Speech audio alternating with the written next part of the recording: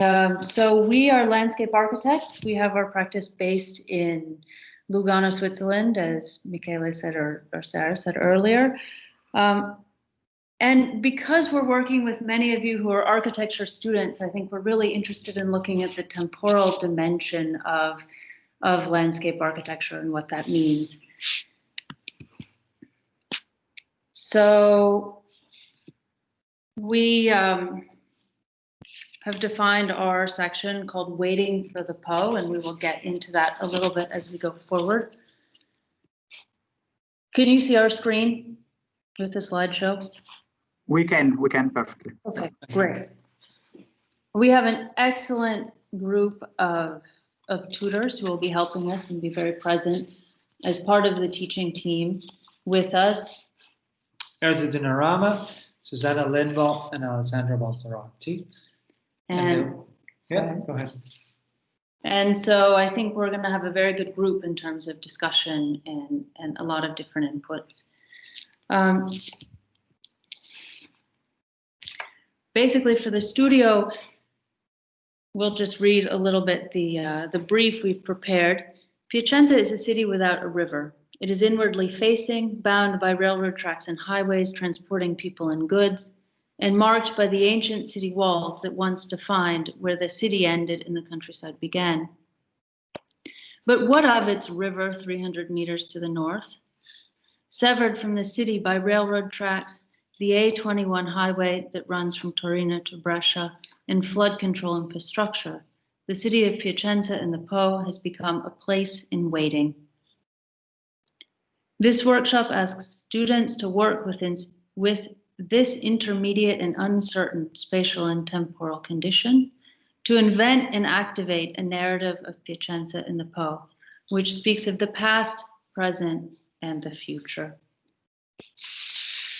We're working with the river as a condition of wetness, which does not respect lines drawn on maps or geopolitical boundaries. We will explore its dynamic aspects and how it forms and responds to the surrounding landscape and ecology. In the first assignment, students will be asked to examine the relationship between geology, ecology, topography, river dynamics, climate, social dynamics, and history from both the poetic and the analytic standpoints to begin to develop a narrative for their project.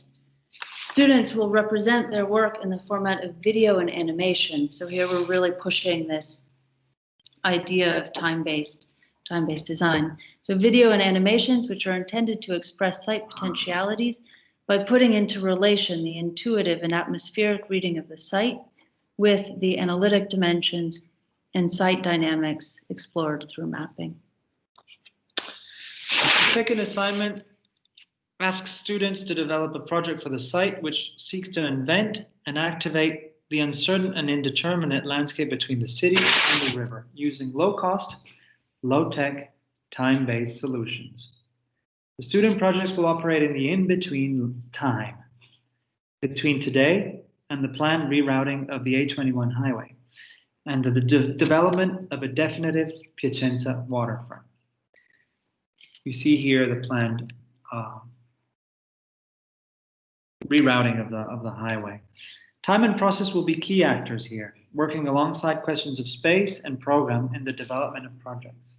Each project will be designed from a unique set of parameters, budget, duration, scale, materiality, etc., and will respond to the narrative developed in the first assignment.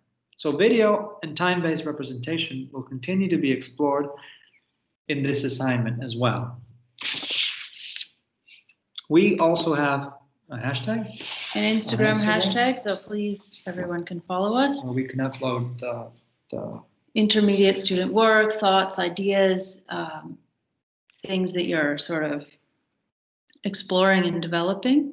And we really want the students to start to ask the questions, okay, waiting for the Po, but waiting for what? Waiting for activation, waiting for connections, waiting for green infrastructure. Waiting for migration, waiting for recovery.